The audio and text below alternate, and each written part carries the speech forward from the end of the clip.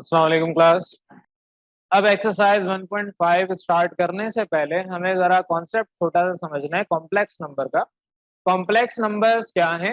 Complex number जब आपने शुरू किया था चैप्टर 1 तो उधर हमने नंबर सिस्टम पढ़ा था। नंबर सिस्टम में हमने ब्रेक किया था कि आपके पास एक पोर्शन होता है रियल नंबर्स का और दूसरा पोर्शन होता है इमेजिनरी नंबर्स का। अब हमने कॉम्प्लेक्स नंबर जो पढ़ने हैं that is the combination of real numbers और real part and imaginary part. अब ये जो कॉम्प्लेक्स नंबर हैं कुछ इस तरीके से होते हैं, या तो आप उसको z is equal to x plus y iota लिखते हैं या c से भी रिप्रेजेंट करते हैं कॉम्प्लेक्स नंबर को, c is equal to a plus b iota.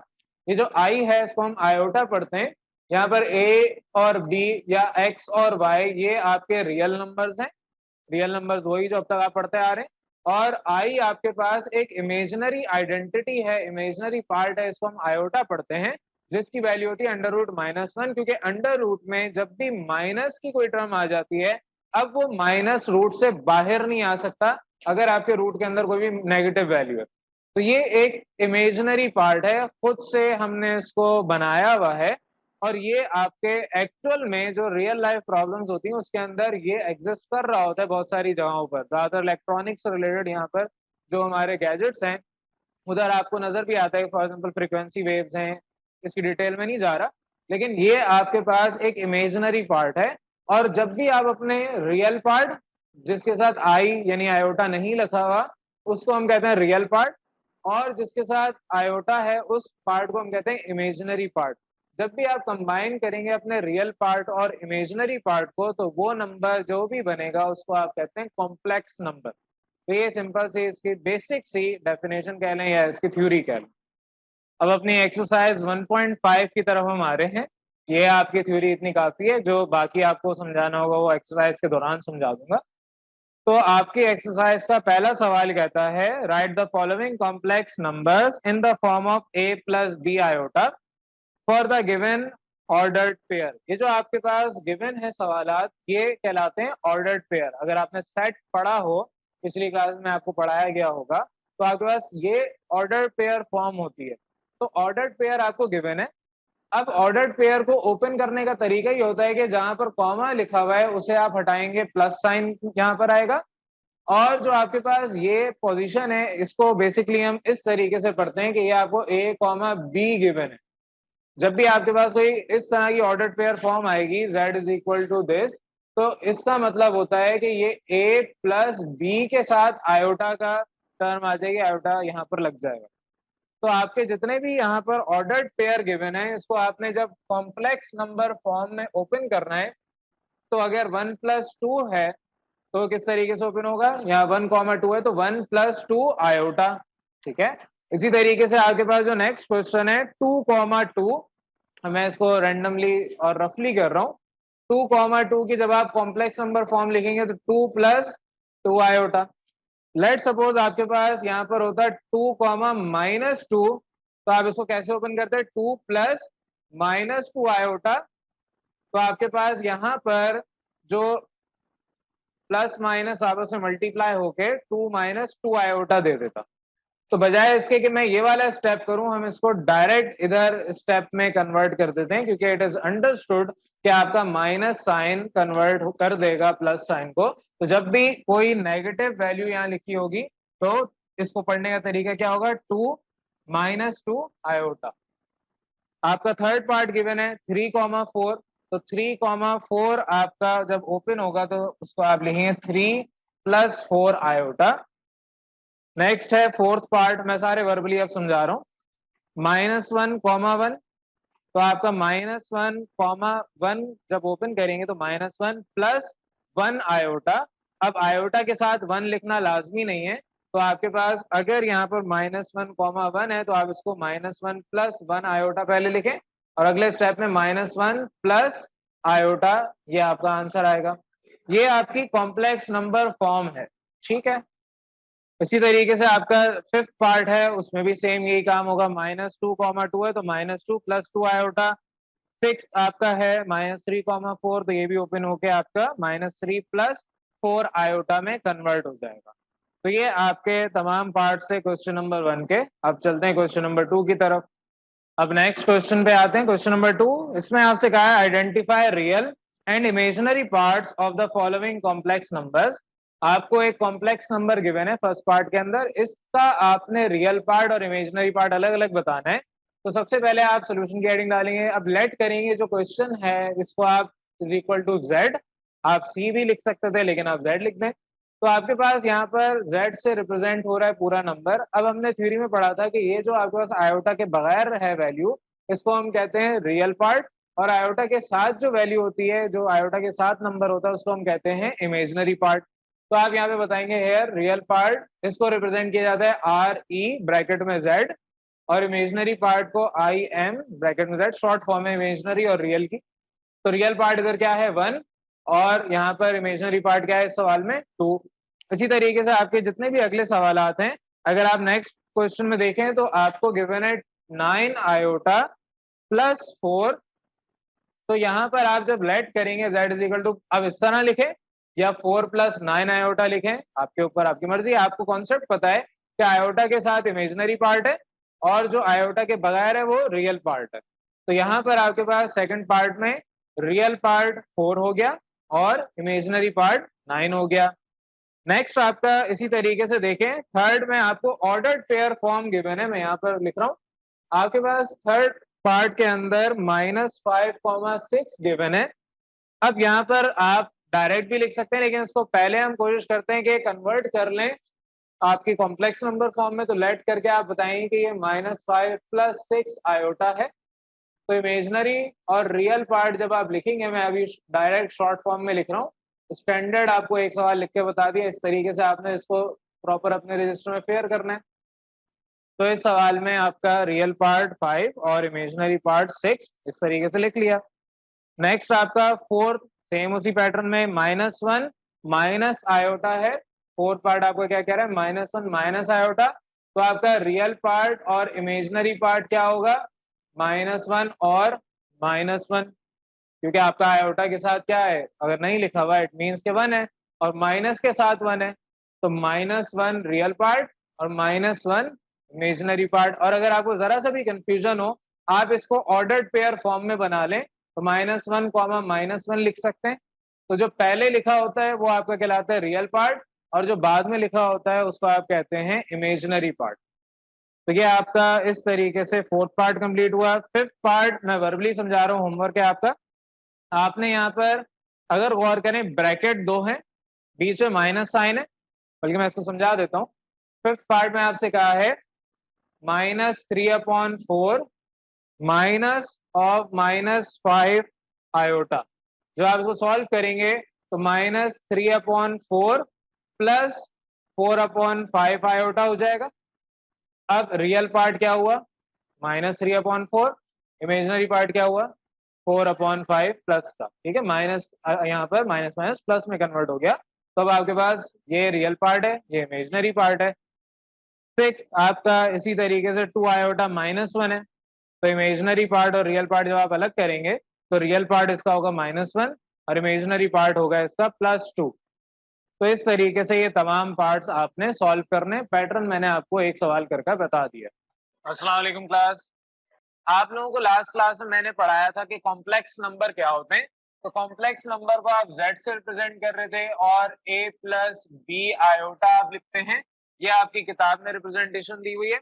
मैंने आपको सिखाया था आप इसकी जगह a और b की जगह x y भी लिख सकते हैं, z की जगह c भी लिख सकते हैं। तो वो आपके ऊपर है, सब ये कॉम्प्लेक्स नंबर को ही रिप्रेजेंट कर रहे हैं, जिसमें से a आपका रियल पार्ट था, तो आप रियल पार्ट को शॉर्ट नोटेशन में ऐसे लिखते हैं, और बी आपका इमेजिनरी पार्ट था, उसे आप शॉर्ट नोटेशन में आई एम और ब्रैकेट में, जो आपका कॉम्प्लेक्स नंबर जेड से अगर रिप्रेजेंट है तो जेड लिखते हैं। इसके अलावा जो आपका आई है, दिस इज कॉल्ड आयोटा, और इसकी वैल्यू होती है अंडर रूट में -1। तो जब भी रूट के अंदर नेगेटिव वैल्यू आ जाएगी तो दैट मीन्स के अब वहां पर एक इमेजिनरी पार्ट आ गया है, आपके पास आयोटा आ गया। ये आपका combination of real part and imaginary part मिलके कॉम्प्लेक्स नंबर बनाता है। अब आपका जो पहला सवाल आपने किया था उसके अंदर आपको ऑर्डर्ड पेयर फॉर्म गिवन थी। फॉर एग्जांपल मैं रैंडमली अपने तरफ से दे रहा हूँ 3,5।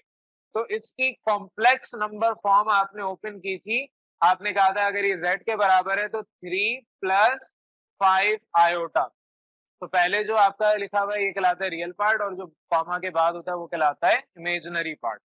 अब कॉमा हटाते हैं तो प्लस साइन आता है, लेकिन अगर किसी सवाल के अंदर आपके पास फॉर एग्जांपल इस तरीके से नेगेटिव साइन गिवन हो तो आप उसको ओपन करेंगे 3 - 5 आयोटा में। वजह उसकी ये है कि आपके पास 3 प्लस ऑफ -5 आयोटा, तो ये आपका प्लस माइनस आपस में मल्टीप्लाई होके -5 आयोटा में कन्वर्ट कर देगा।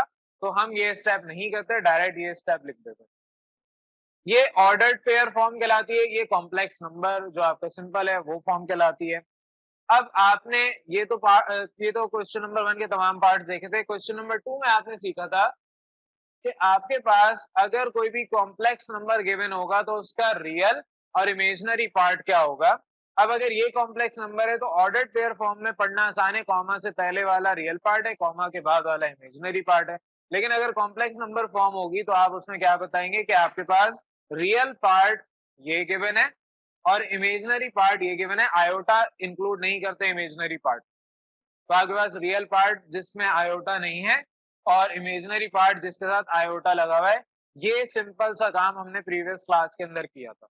अब हम आज नेक्स्ट क्वेश्चन नंबर 3 स्टार्ट करेंगे, जिसके अंदर आपको कॉन्जुगेट समझना है। तो बेटा कॉन्जुगेट आपके पास फॉर एग्जांपल मेरे पास कोई भी कॉम्प्लेक्स नंबर है a + b iota, let suppose, इसका मुझे अगर कॉन्जुगेट चाहिए तो मैं कॉन्जुगेट को रिप्रेजेंट करता हूं ऊपर बार लिख के।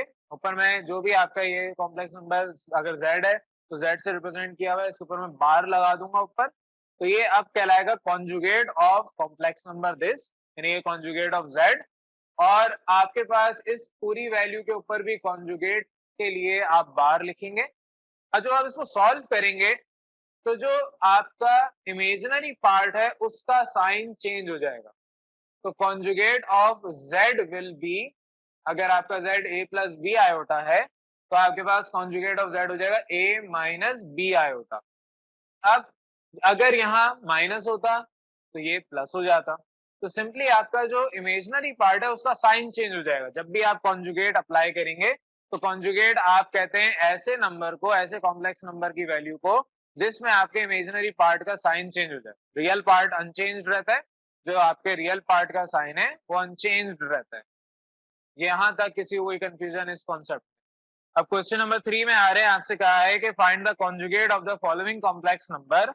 तो पहला सवाल आपके पास यहाँ पे गिवन है 3 + 2 आयोटा। आपके पास 3 + 2 आयोटा यहाँ पर क्वेश्चन है।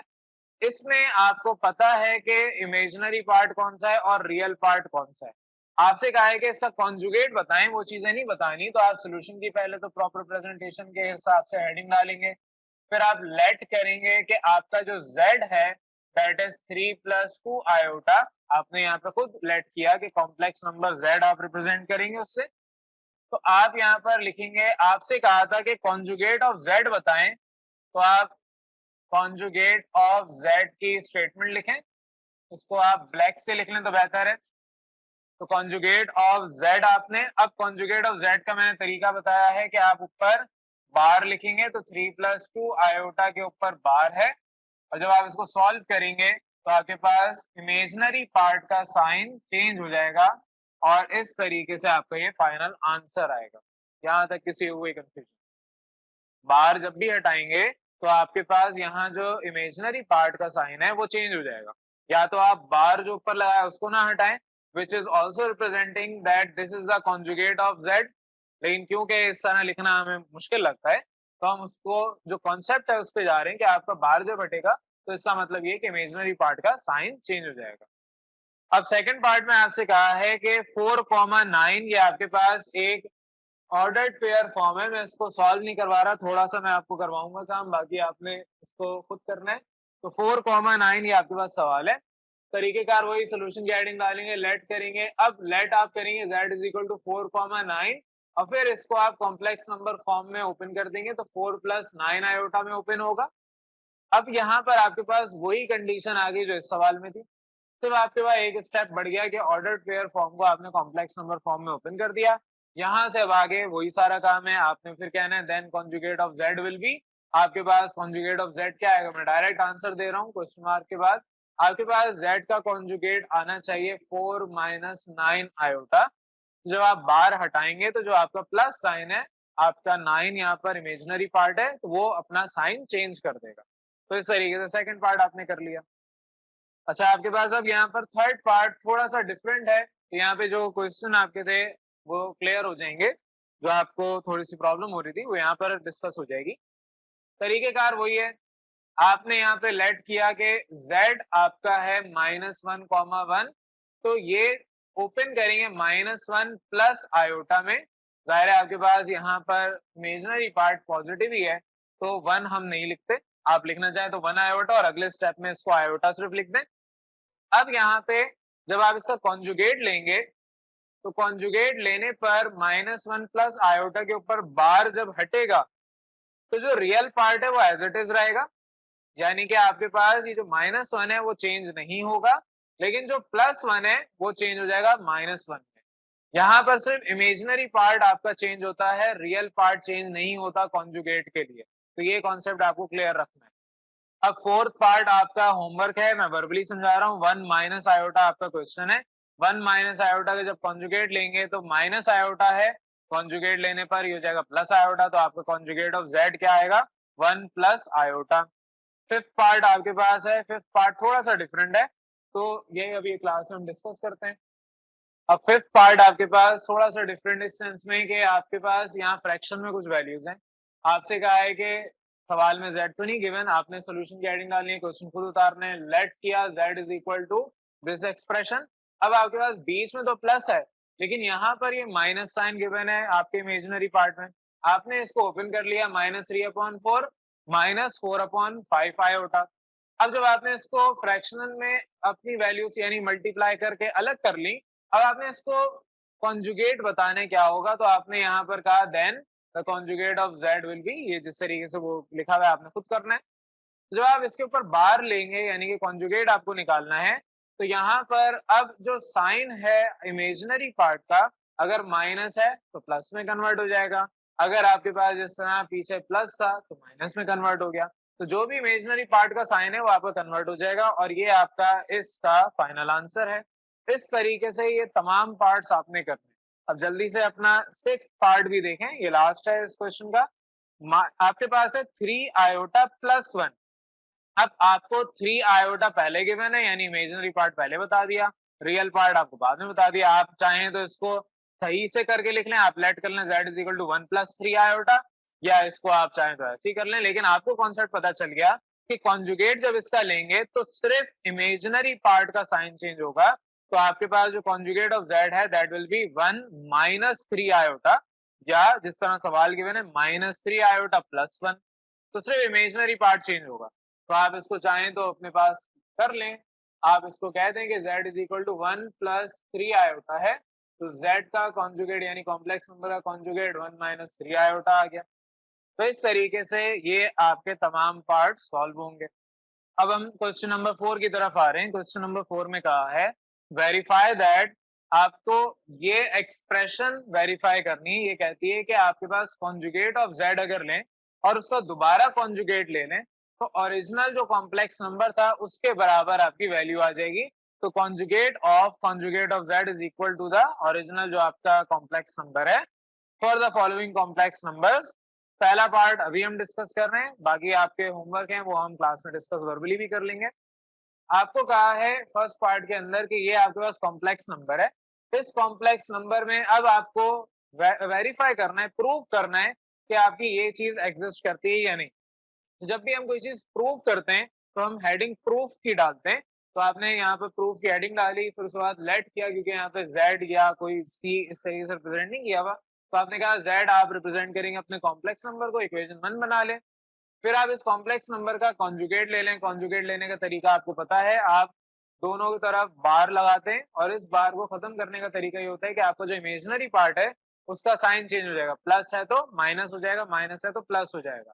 सिमिलरली आपने यहाँ पे अब इसी कॉन्जुगेट का दोबारा से कॉन्जुगेट लेना है, तो आप हेडिंग डालेंगे, यहाँ पर आपने लिखा था कॉन्जुगेट ऑफ z, अब आप हेडिंग डालेंगे कॉन्जुगेट ऑफ z बार।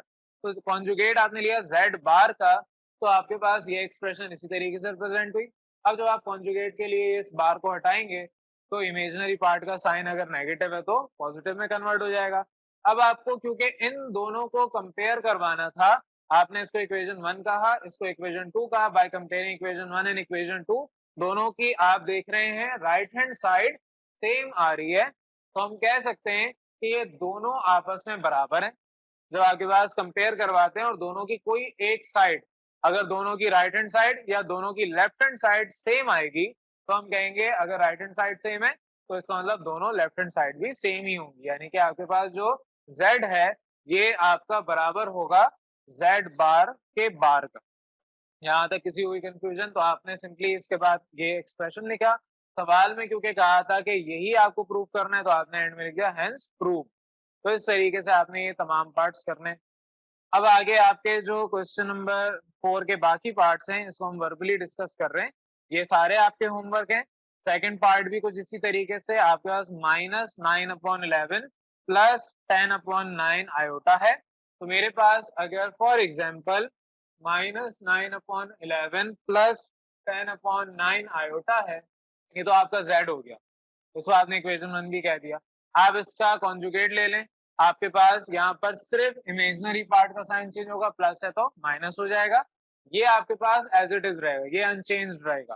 फिर आप जब दोबारा उसका कॉन्जुगेट लेंगे, दोबारा रिकॉन्जुगेट आप करेंगे तो आपके पास ये माइनस फिर दोबारा प्लस में कन्वर्ट होगा। सेम प्रोसीजर, सेम स्टेप, आपके पास आंसर प्रूव हो जाएगा।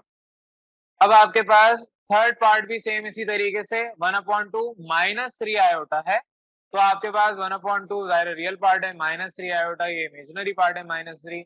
आप जब कॉन्जुगेट लेंगे एक दफा तो आपके पास -3 जो है +3 हो जाएगा, फिर दोबारा कॉन्जुगेट लेंगे तो आपके पास +3 -3 हो जाएगा। सेम स्टेप, सब कुछ सेम, कुछ डिफरेंट नहीं है।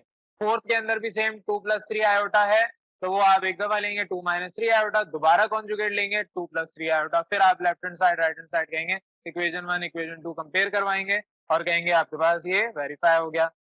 क्वेश्चन नंबर 5 के अंदर आपको कुछ भी नहीं करना, सिंपली मल्टीप्लाई करना या आप इसको सॉल्व कर लें। तो यहाँ पर आपके पास कहा है कि क्वेश्चन नंबर 5 में -2 - 3 ऑफ -10/9 आयोटा।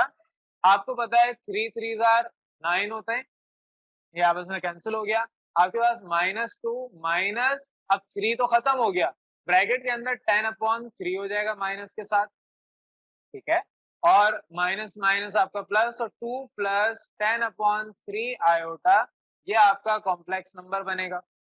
अभी आप इसको इक्वेशन 1 कहेंगे, तो जब आप इसका कॉन्जुगेट लेंगे तो आपके पास पहले -2 - 10/3 आयोटा होगा, फिर दोबारा रिकॉन्जुगेट करेंगे इसका, दोबारा आप इसके ऊपर कॉन्जुगेट करेंगे तो आपके पास वापस माइनस साइन प्लस में कन्वर्ट होगा। फिर इक्वेशन 1 इक्वेशन 2 कंपेयर करवाएं, आपके पास वैल्यू प्रूव हो जाएगी।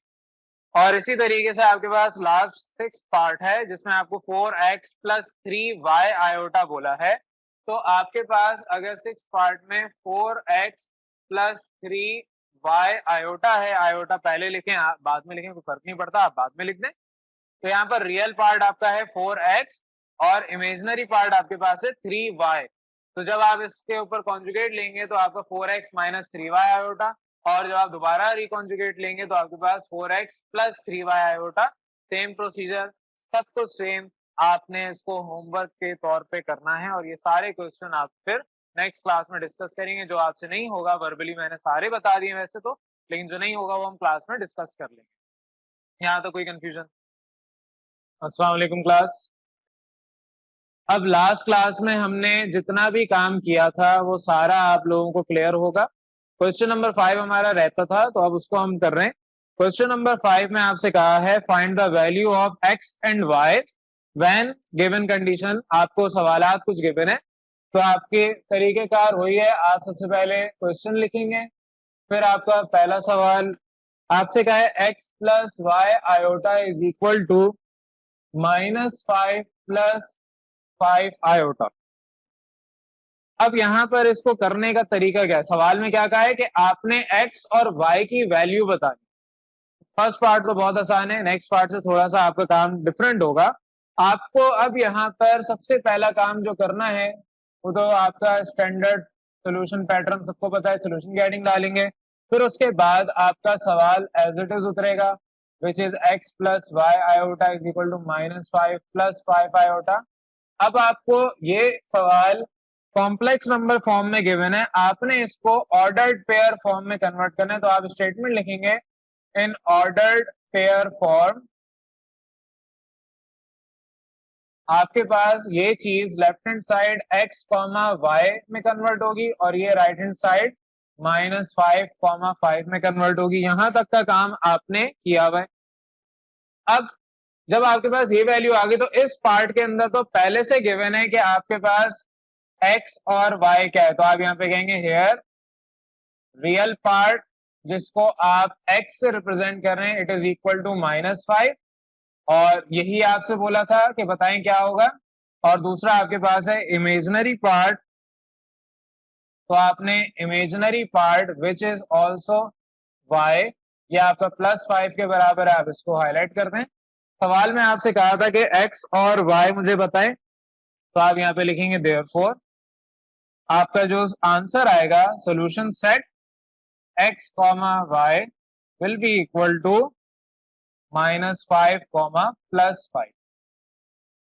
तो ये आपका तरीकेकार है इस सवाल को करने का। एक दफा इसको फिर से मैं रिवाइज करवा रहा हूं। आपके पास फर्स्ट पार्ट कुछ इस तरीके से गिवन है, इसमें आपने फाइंड करना है x और y की वैल्यू क्या होगी। तो यहाँ तो सिंपल है, आपके पास x plus y iota is equal to -5 plus 5 iota ये सवाल है। इसे आप कन्वर्ट कर लें ऑर्डर्ड पेयर फॉर्म में।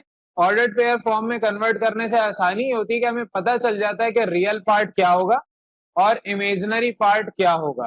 तो अगर मेरे पास लेफ्ट हैंड साइड पे रियल पार्ट कुछ है तो जाहिर है राइट हैंड साइड पे वही चीज बराबर होगी, क्योंकि बीच में हमने कहा कि ये चीज इसके बराबर है। तो अगर ये चीज इसके बराबर है तो इट मीन्स के रियल पार्ट इसके बराबर होगा और इमेजिनरी पार्ट इसके बराबर होगा। तो आप यहाँ पर कह रहे हैं कि आपका रियल पार्ट, अगर ये रियल पार्ट था x तो वो बराबर होगा -5 के, और अगर आपका real part imaginary part y था तो इमेजिनरी पार्ट y बराबर होगा +5 के। आपसे कहा था x और y की वैल्यू बताएं, आपने डायरेक्ट x और y की वैल्यू कहा, therefore solution set will B, और यहाँ आपने x कॉमा y, क्योंकि x और y की वैल्यू बतानी थी तो आपके पास -5,5 हो गई। जिस तरीके से हमने फर्स्ट पार्ट किया है उसी तरीके से अब आपका सेकंड पार्ट है। सेकंड पार्ट में आपके पास कुछ इस तरीके का सवाल है। पिछले पार्ट में तो x और y सिंपल थे, यहाँ x² और y²। आपका सवाल वही है, आपने पिछले मेथड की तरह यहाँ पर भी ऑर्डर्ड पेयर फॉर्म में कन्वर्ट करना है। तो आपका x² और y² ऑर्डर्ड पेयर फॉर्म में ऐसे लिखा जाएगा। सिमिलरली आपके पास 16/9 प्लस 9/25 आयोटा इस तरीके से लिखा जाएगा, 16/9 9/5 ऑर्डर्ड पेयर फॉर्म में आपने कन्वर्ट कर लिया। अब जब ऑर्डर्ड पेयर फॉर्म में आपने कन्वर्ट कर लिया तो आप कहेंगे कि रियल पार्ट इसका क्या है, तो रियल पार्ट आपका x² है इस साइड पे, और राइट हैंड साइड पे क्योंकि ये x² बराबर है 16/9 के, तो आपने कहा रियल पार्ट आपका x² है विच इज इक्वल टू 16/9। तो 16/9, अब यहां पर जब स्क्वायर है तो हम स्क्वायर को हटाते किस तरीके से, आपका स्क्वायर यहां पर अगर हटेगा तो दूसरी साइड पे एक तो प्लस माइनस दोनों साइन आएंगे। ये तरीका है, इसको समझ लें। आपके पास जब भी स्क्वायर हटाना है एक साइड से तो दूसरी साइड पे आप प्लस माइनस लिखेंगे और अंडर रूट लगा देंगे। जब आप अंडर रूट लगाएंगे तो आपके पास प्लस माइनस अपनी जगह रह गया और अंडर रूट में आपकी जो भी वैल्यू गिवन थी वो आपके आगे। अब अगर वो सॉल्वेबल है तो आप उसको सॉल्व कर लें। For example 16 is the product of 4 into 4, product of 4 है ना, आप 4 मल्टीप्लाई 4 आपका 16 है। सिमिलरली 9 आपका 3 मल्टीप्लाई 3 है। तो आपके पास जो according to law of exponent आपने रेडिकल से रिलेटेड, रूट से रिलेटेड पढ़ा था, तो आपके पास यहाँ पर 4 बाहर आ जाएगा रूट से, और क्योंकि 3 भी आपका पेयर में है तो 3 भी आपका बाहर आ जाएगा रूट से। बेसिकली रूट आपका कैंसिल हो गया, तो x की वैल्यू आपकी आ गई +-4। सिमिलरली आप काम करेंगे इमेजिनरी पार्ट के लिए, तो उसके लिए मैं ये मिटा रहा हूँ, नोट कर लिया सबने यहाँ तक, ठीक है। तो आपके पास यहाँ पर इसी तरीके से नेक्स्ट आएगा इमेजिनरी पार्ट। तो आपने जिस तरह रियल पार्ट निकाला उसी तरीके से इमेजिनरी पार्ट कहेंगे। इमेजिनरी पार्ट आपके पास क्या होगा, y² इज इक्वल टू 9/25 अब y आपके पास प्लस माइनस अंडर रूट 9/25 है, तो आपके पास 9 is the product of 3 into 3 और 25 5 मल्टीप्लाई 5 के बराबर होता है। तो आपका पेयर क्योंकि बन रहा है 3 और 5 का, तो दोनों को आपने रूट से बाहर निकाल लिया। अब आपके पास यहाँ पर x और y दोनों की वैल्यू आ गई, तो आप दोनों को हाईलाइट कर लें। तो आपके पास x was equal to 4 plus minus 4/3, similarly y आपके पास है प्लस माइनस 3/5। तो आप कहेंगे therefore solution set will be x comma y is equal to, आपके पास x की वैल्यू है प्लस माइनस 4/3 और y की वैल्यू है प्लस माइनस 3/5। तो आपका ये फाइनल आंसर इस तरीके से आएगा। तो इस तरीके से आपने ये सवाल को हल करना था। y की जगह ये जो आपका y है वाई स्क्वायर की जब माइनस 3/5 लिखूं, ये बराबर है 9/25 के, तो क्या ये प्लस 9/25 इज इक्वल टू 9/25 नहीं हो जाएगा? क्योंकि अभी मैंने आपको फैक्टराइजेशन और आगे चैप्टर 8 वगैरह ये सब नहीं पढ़ाया है, तो आपके कॉन्सेप्ट नहीं है, तो अभी इसको सिर्फ समझ लें। जब वो पढ़ेंगे तो आपको क्लियर होगा कि स्क्वायर का मतलब होता है 2 आंसर है, क्यूब का मतलब होता है 3 आंसर है, पावर 4 है तो मतलब है 4 आंसर है। तो ये इनका मतलब होता है, स्क्वायर ऐसे नहीं लगाते। तो अगर मैं सिर्फ एक आंसर दूंगा मेरा आंसर गलत माना जाएगा, क्योंकि स्क्वायर का मतलब 2 आंसर आने चाहिए।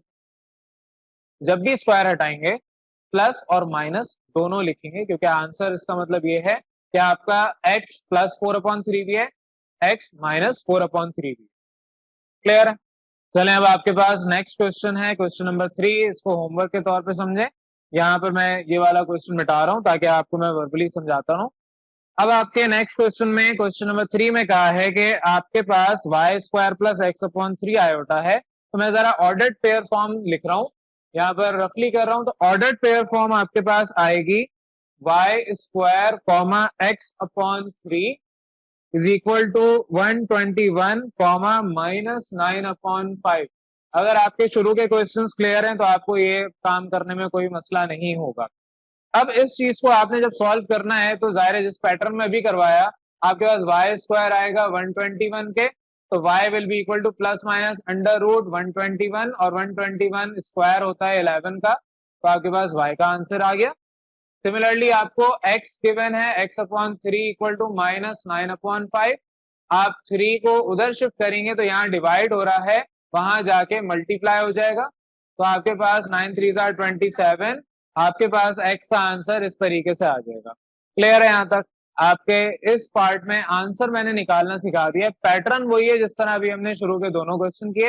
एंड में सोल्यूशन सेट आप देंगे कि आपके पास x का तो एक ही आंसर है, लेकिन y के 2 आंसर है, प्लस 11 भी माइनस 11 भी। और इसको पहचानने का तरीका ये है कि जब स्क्वायर होगा तो मतलब आपके पास 2 आंसर आएंगे, जब स्क्वायर नहीं है यानी कि पावर आपके पास कुछ नहीं लिखी मतलब 1 है, तो एक ही आंसर आएगा। तो x का एक ही आंसर है, y के 2 आंसर। क्लियर है यहाँ तक? अस्सलाम वालेकुम क्लास।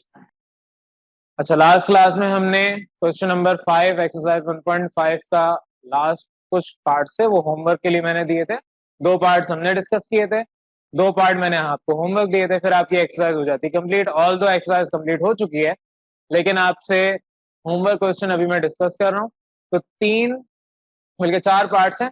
थर्ड पार्ट आप लोगों को मैंने समझा दिया था, फोर्थ पार्ट भी ऑल दो समझा दिया था, लेकिन उसमें मैंने कहा था मैं क्लास में करवा भी दूंगा अगर आपसे नहीं होगा। तो पहले हम डिस्कस कर रहे हैं थर्ड पार्ट में किसी को कोई कंफ्यूजन।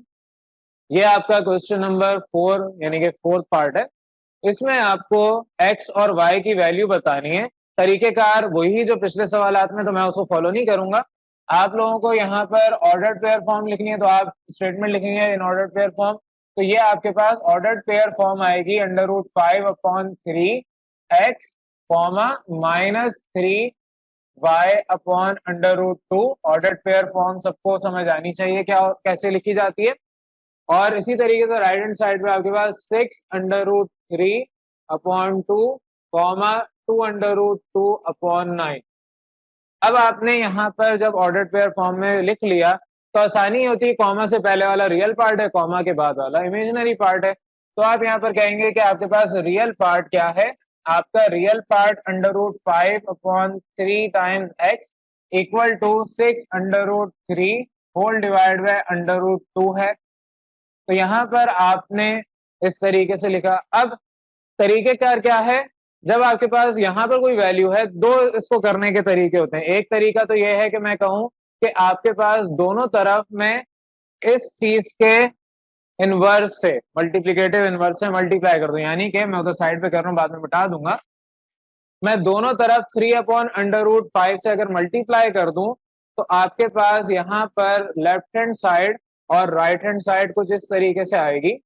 तो मल्टीप्लाई करते हैं 3/√5 से, तो ये 3 और √5 आपस में कैंसिल आउट हो जाएंगे, ये चीज आपस में सॉल्व होगी। तो हम यहाँ पर डायरेक्ट करते हैं, बजाय इतने लंबे स्टेप करने के। हम कहते हैं जो लेफ्ट हैंड साइड पे चीज डिवाइड हो रही है, राइट हैंड साइड पे जाके मल्टीप्लाई हो जाएगी। तो 6/3 डिवाइड बाय √2, 3 यहाँ पर डिवाइड हो रहा है, इधर जाके मल्टीप्लाई हो जाएगा, और √5 इस x के साथ मल्टीप्लाई हो रहा है, तो यहाँ पर आके डिवाइड हो जाएगा। आपके पास सिर्फ यहाँ पर x बचेगा। 3 को आपने उधर भेजा, मल्टीप्लाई हो गया क्योंकि यहाँ डिवाइड था।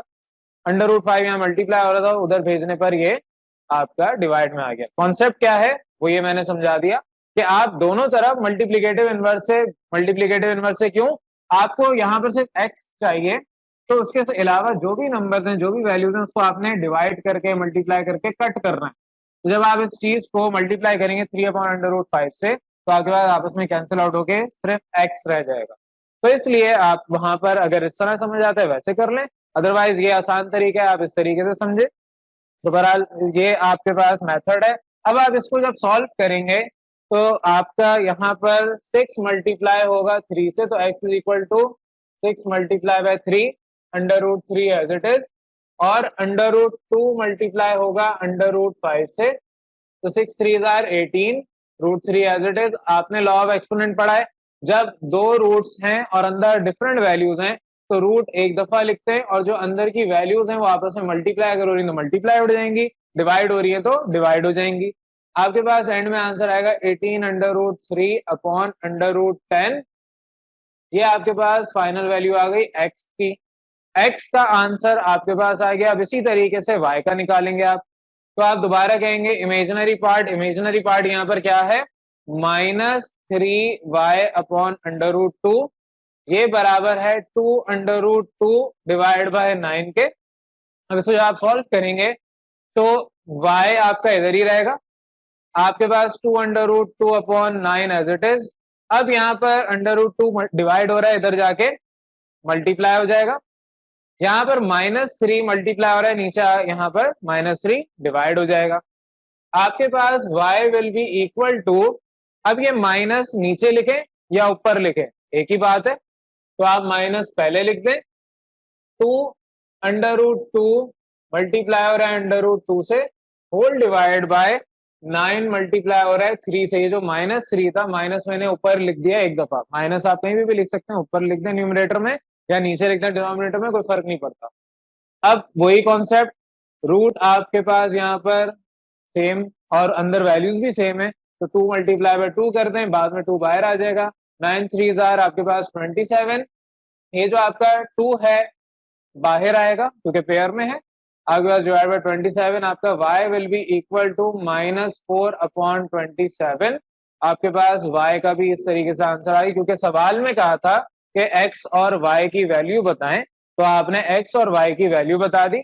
अब नीचे आप उसी तरीके से पिछले सवाल की तरह therefore solution set x, y is equal to जो भी इनकी वैल्यूज आई हैं वो आप वैसे लिख देंगे।